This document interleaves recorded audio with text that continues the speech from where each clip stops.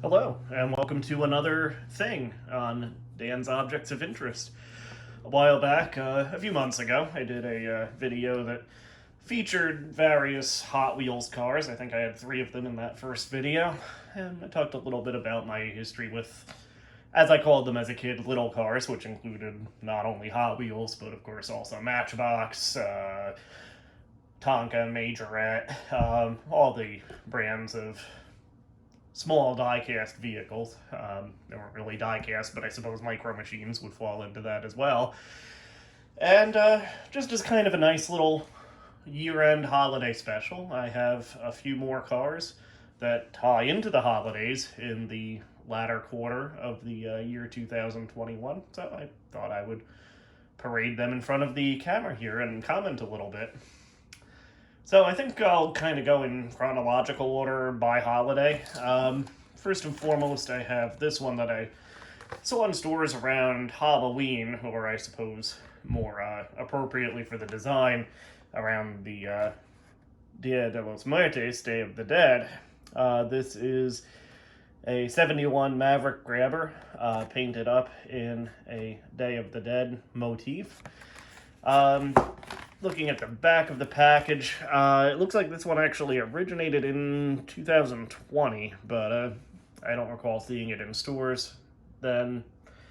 Of course, 2020 is all kind of a hazy mystery anyway, but be that as it may.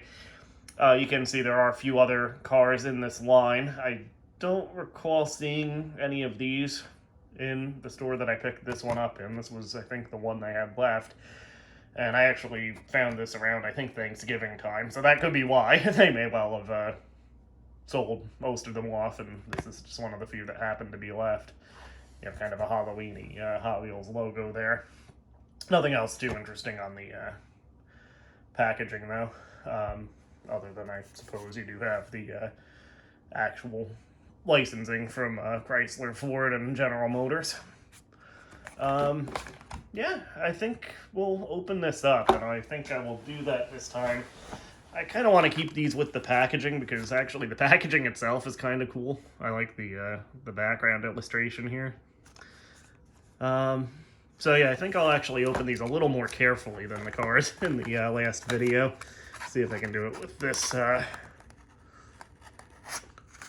box cutter here in a way that will not actually cut into the car itself or my fingers. Maybe do this. And cut through the barcode there, and we have an escape hatch. Maybe. Alright, there we go. That worked actually pretty well, didn't it? So here is your 71 Maverick. Nicely detailed. I think it is actually metal, too. Again, a lot of cars lately have been actually plastic rather than the old die-cast. This one, it doesn't feel quite as, I guess, heavy as some of the older 1980s era cars that I remember as a kid, but yeah, I think it is actual metal. The bottom actually seems to be plastic, kind of a chromed plastic there. And yeah, you have a actually, on the car itself, this is probably just the mold for the car and not the paint job. You have a 2009 copyright for that. Yeah, you have kind of customized skull hubcaps, not the old standard Hot Wheels hubcap. I don't know if that's still the case for their more basic designs, but back in my day, I remember all Hot Wheels cars had that same hubcap design, no matter what the car itself was. But yeah, nicely detailed is the car itself, I would say. The back is maybe a little bit disappointing. This is just kind of another part of the plastic underbody that's not chromed, and nothing really filled in there as far as paint or colors go. That's maybe a little bit of a mark against it. But you do have detail on the interior. Paint job looks great, and I would say it's a somewhat realistic paint job in that I could actually see, you know, somebody actually painting their car up like this. You know, the kind of cars that you might see in lowrider shows and things like that. So not an unrealistic design. Yeah, I dig it overall. Again, the one mark against it, I would say, is this back panel with the taillights and trunk logo and everything just kind of blending into this gray plastic piece. Yeah, pretty good. I like that one. So, we'll shuffle this one off here. Oh, actually started to come back into frame. And we'll go with the Avant-Garde, which is for the 2021 winter season. At least the paint job is. You can see it actually has Winter 21 painted right on the car itself in both the artwork and the actual toy. Let's see what's on the back here. So we have the Avant-Garde, the Carbonator, and then a 66 Ford Fairlane, a Ford Escort, and a 2015 Dodge Charger, all in this winter line. And there's that. We have, once again, a 2020 copyright date, so maybe these designs were all done ahead of time, or maybe it's just a generic copyright message. That makes more sense. I kind of dig the artwork here, where you have the road that goes around the mountain and then eventually up to the garage here, being one of those orange Hot Wheels tracks, which I suppose they still make. They certainly did back in my day. Is the Avant-Garde based on a real car? I assume it's like a concept car or something, and I don't see any brand indication or anything. But yeah, I don't know if it's Hot Wheels' original design or if it's, again, an actual concept car from someone. I would assume the former. I assume it's an original Hot Wheels design, but well, feel free to correct me on that if I'm wrong. So let's liberate this one from its packaging. Again, hopefully without cutting into the car itself. There we go. And do a little bit more there.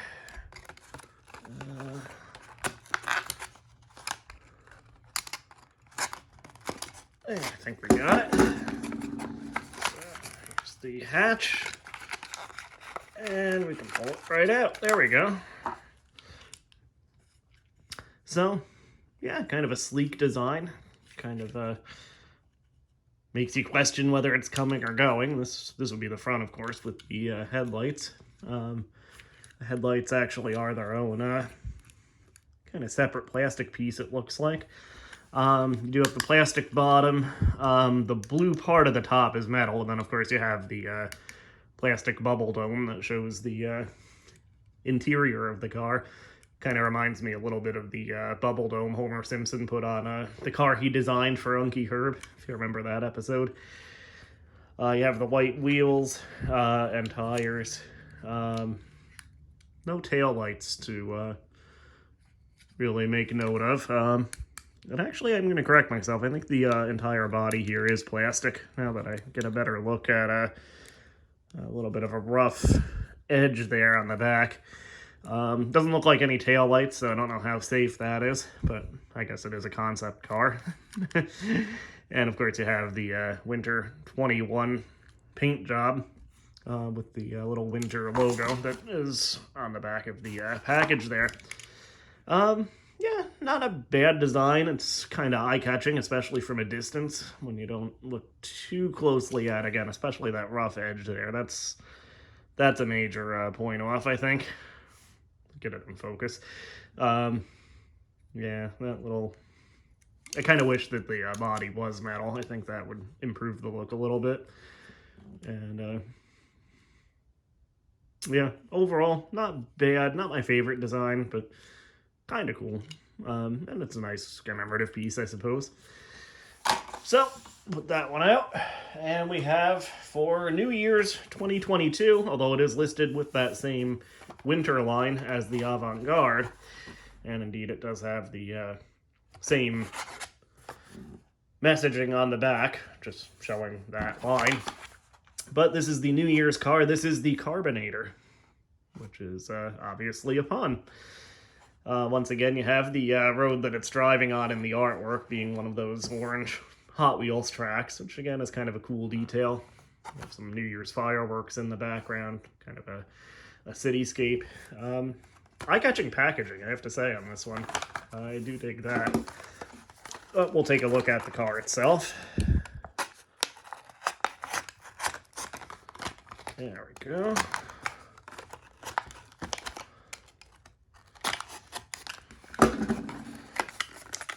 That one opened pretty easily.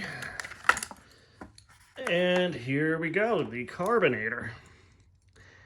As you could probably guess from the pun, it is basically just a giant champagne bottle. The body of the car is made out of, kind of laying on its side. Yeah, all plastic once again, just like the Avant-Garde, although it's maybe hidden a little bit better on this one. You have the nice translucence to the body of the car, since it's supposedly made out of glass, or supposed to look like it's made out of glass at least. You have the kind of engine parts visible inside. It looks like a rocket engine of some sort. One thing I have to say, I kind of wish that the bottle was facing the other way, like the end was the front and then the cap was facing backwards. Then the cap could be the rocket engine that's powering it, and you could shoot a stream of champagne out behind it. Yeah, it seems to me that would almost make more sense design-wise. Maybe not quite as streamlined. Maybe that's why they decided to put the cap on the front. But, yeah, I feel like it should be facing the other way around. You do have Happy New Year 2022. I also just noticed the driver in the artwork, incidentally, and there is no driver in the car itself. Driver in the artwork, it actually looks like the little stuntman guy that came with the aisle driver that I featured in the last video, and I assume that's probably intentional, right? But yeah, maybe a nice little Easter egg there as well. So yeah, a nice commemorative design. Again, I can think of a few things I would do differently if I was designing it, but yeah, it's all right. And then finally, this is actually not a holiday car, this last one. It's just one I've had sitting around for a while, and I figured this would be a good place to put it. This is the Buns of Steel.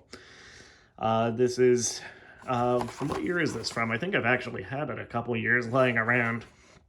The copyright is 2017. I don't think I've had it that long. Yeah, but yeah, maybe 2 years or so I've had this one sitting around. I actually just found it in a box that was still packed up from moving recently. About 6-7 months ago now. We moved into our house. So yeah, I just came across this one and it was still unopened. And again, I figured I'd burn it off in one of these videos. Not literally, but you know, comment on it. This is from the HW Metro line, which I think one or two of the cars in the last car video I did were part of. This, of course, is the Buns of Steel. Best for track. So this one's apparently designed with those orange Hot Wheels tracks in mind. We'll cut into this one and see what it's like. There we go. Again, trying not to cut the car itself, which so far I've been successful at. There we go. That should do it. All right, Buns of Steel, come on out.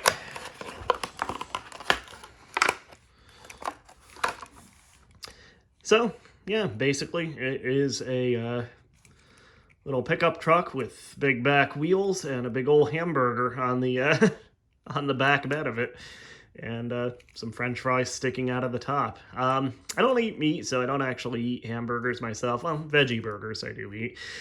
But yeah, even so, this is kind of a cool design. Kind of a nice bit of Americana, I suppose. This one is all plastic, except the bottom. The bottom piece here is metal on Buns of Steel, and then the body of the truck itself, and obviously the hamburger, are all molded plastic. You have the painted elements on the side.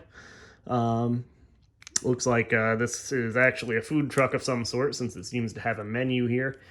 The burger character there, kind of reminiscent of that, I forget his name, but McDonald's had that early mascot whose head was a hamburger. Not Mayor McCheese. But yeah, if you look at some of I think they still use them once in a while. If you look back at McDonald's mascots from before the time of Ronald McDonald, you'll probably find the character I'm talking about. And I assume that's what they were basing him on here. Let's see, kind of interestingly... Okay, now he is mirrored. The character is mirrored on both sides of the truck, but the menu is not, so again, points for consistency there. Yeah, once again, kind of like the Day of the Dead Maverick here. No details painted in on the tail lights. They're just kind of part of the molded plastic, so a little disappointing there. Also, I kind of wish the components of the burger on the back were painted in. They are actually colored in the artwork. So, you know, add some green for the lettuce and brown for the meat, darker brown maybe, and some orange for the cheese.